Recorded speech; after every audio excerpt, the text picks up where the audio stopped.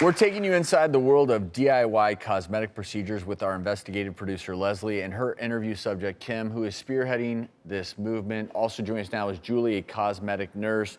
And Julie, thank you for being here. You've been listening to some of the conversation. I just want you to comment on, from your perspective, when you see what Kim is doing in this online community, what are your thoughts? When I first saw your video of you doing your lips, my heart leapt to my chest because all I can think about is the countless people mutilating themselves and destroying their lives. So I reached out to you on social media, and right away I said, I pleaded with you, please take your video down because somebody's gonna get hurt. A lot of somebody's could be hurt. And you called me a hater, and then you blocked me.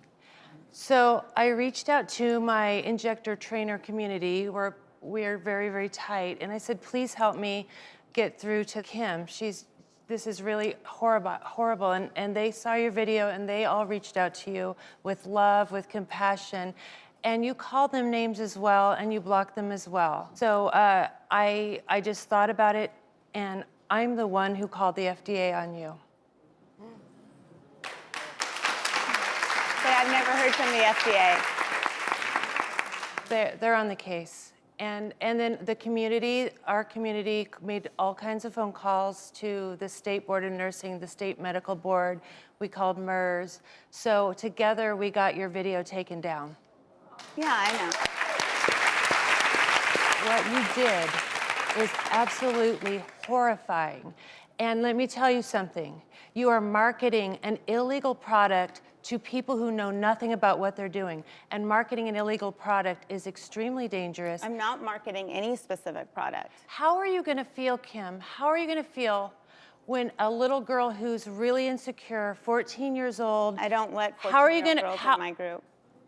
What about YouTube? What about your YouTube? What about YouTube? Wait, let me finish. What about this 14-year-old girl hates this bump in her nose, and she goes and fixes it with whatever she bought online, with Foxy whatever, and then she puts it in her nose, and her nose rots off.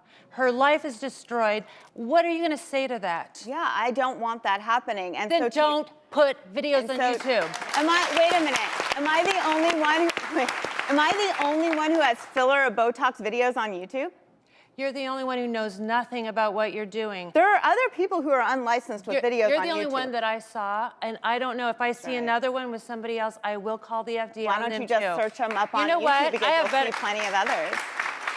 I'm busy, but our community is all together. We will do whatever it takes to do. Your community was actually extremely vile to me. So when you paint this, that you reached out to me in some kind, loving form, maybe you personally did. I definitely did. But I had so much attack from your community, be it on Instagram, be it on YouTube.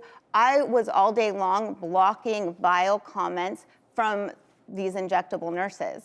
And Julie, I know you personally were kind of fueled to do this because you had a terrible experience, even with an experienced injector, correct? Can you share that a little bit? So I don't know if you know, but my left side of my cheek actually was injected by a very qualified, beautiful, wonderful, trained, skilled injector. And she got into my infraorbital artery and my skin died and it rotted off. So half of my face looked like a slab of pizza for a year. And so that's when I decided then and there I was either gonna do something else with my career. I'd been injecting 11 years at that time, and this is 9 years ago. I was either gonna do something else with my career, or I was gonna dedicate my career to safety and to teaching people good techniques and safe techniques so that nobody else ever suffers losing half of their face. Because it is horrifying to feel like a monster and still go on with your life. You know, little kids would look at me and go, "What's wrong with your face?" And I would just cry. And you don't know what that feels like until you go through it.